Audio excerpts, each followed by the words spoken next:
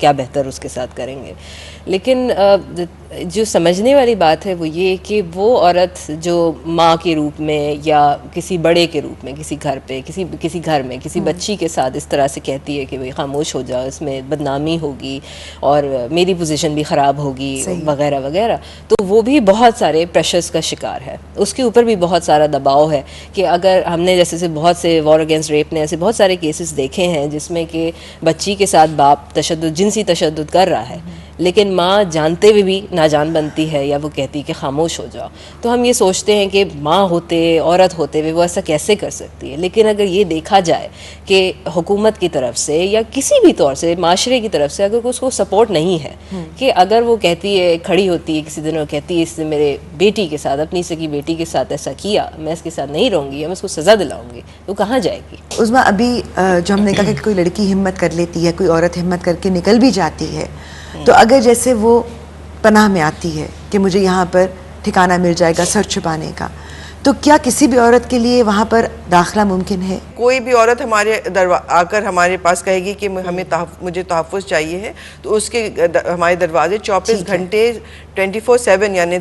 हर वक्त खुला हुआ है पना हर एक औरत किसी के जरिए से आने की किसी के जरिए से आने की ज़रूरत नहीं, कोर्ट के जरिए से आने की ज़रूरत नहीं। हमारे यहाँ हम डायरेक्टली लेते हैं क्योंकि हम एक प्राइवेट शेल्टर होम है। जो दारुल अमान्स है वहाँ पर जब औरत जाती है वो कोर्ट के थ्रू जाती है। जो हुकूमत के जो दारुल अमान है वो वहाँ कोर्ट भेजती है, जो केसेस वही दारुल अमान में जाते हैं, वो खुद से नहीं ले सकते हैं, ये फ़र्क है। तो हमारे यहाँ यानी कि ज़ाहिर है एक ब्रॉडर एडमिशन पॉलिसी है और इससे काफ़ी ख़वातीन फ़ायदा उठा सकती हैं क्योंकि जब वो कोर्ट के ज़रिए आती हैं तो उन पर थोड़ी किस्म की कोर्ट की पाबंदी होती है कि वो अपनी मर्ज़ी से नहीं आ रही हैं और अपनी मर्ज़ी से दारुल अमान से नहीं जा सकती, जबकि कोर्ट इजाज़त ने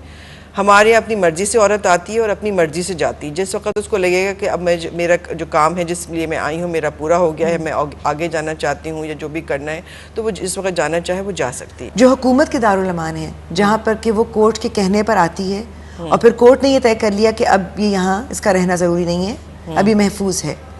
और उसको कह दिया जाता है कि जी आप दारुल अमान से जा सकती हैं। इन हालात में क्योंकि वो तो अपनी जिसे कहते हैं ना कश्तियाँ जला कर आई है,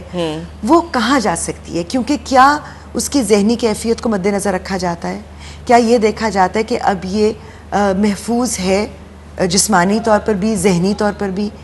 कि उसकी पास कोई ज़रिया आमदनी है? ये चीज़ें कंसिडर की जाती हैं? अफसोस की बात है जो दारुल अमान है, मतलब है तो चलिए एक इदारा है, मैं इसको सपोर्ट करती हूँ कि बहुत ज़रूरी है क्योंकि औरतों को तहफ़्फ़ुज़ देना स्टेट की ज़िम्मेदारी होती है और हमारे यहाँ भी अगर आएंगी तो उसकी तहफ़्फ़ुज़ की ज़िम्मेदारी अगेन स्टेट के ऊपर है। हमें पुलिस प्रोटेक्शन हमें हुकूमत देगी जब कोर्ट में ले जाना हो या हमारे इदारे के बाहर भी पुलिस खड़ी होना चाहिए है क्योंकि तहफ़्फ़ुज़ उनकी ज़िम्मेदारी है। हमारी ज़िम्मेदारी उस हद तक है कि हम उसको अपने पास रख सकते हैं। लेकिन जो उसके दूसरे जो नीड्स होते हैं, अगर जैसे देखें एक औरत निकलती है, मुख्तलिफ़ वजूहात की वजह से औरतें घर से निकलती हैं और सबसे बड़ी वजह जो है वो है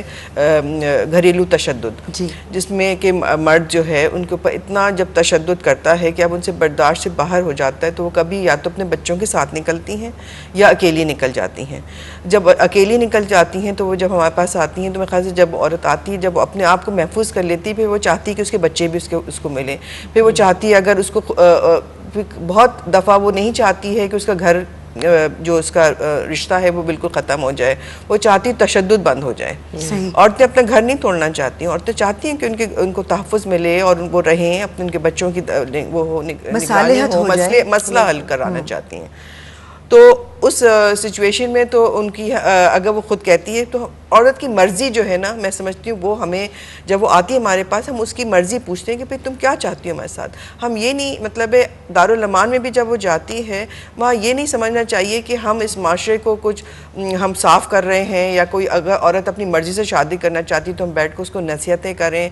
हमें ये देखना है कि उस औरत को हम किस तरह असिस्ट कर सकते हैं कि वो जिस सिचुएशन में हमारे पास पहुंची है उससे बेहतर होकर निकले। ठीक, उसको अगर खुला चाहिए है तो हम उसको एक वकील का इंतज़ाम करना चाहिए ताकि उसको जल्द अज जल्द उसको खुला का केस हो जाए। अगर वो चाहती है कि वापस अपने हस्बैंड से बातचीत की जाए तो कोर्ट के ज़रिए बातचीत कराकर उसको वापस जब भेज जाता है तो कोर्ट का एक तहफ़्फ़ुज़ होता है कि कोर्ट पाबंद कर सकता है उसके शौहर को कि अगर तुमने दोबारा उसके ऊपर तशद्दुद किया तो हम तुम्हारे पर, या अगर शिकायत की तो हम तुम्हारे खिलाफ कार्रवाई कर सकते हैं या ही छोड़ सकते मतलब हैं। वो जाए तो एक महफूज होकर महफूज होकर जाए। और ये बहुत दफ़ा हुआ है हमारे यहाँ, जब पनाह में आई हैं तो उनको वो जब जाती हैं तो एक नए मतलब कॉन्फिडेंस के साथ जाती हैं कि अब हमारे पीछे कोई खड़ा है। तो ये बहुत ज़रूरी चीज़ हो जाती है उन औरतों के लिए। अच्छा सारा, आप क्योंकि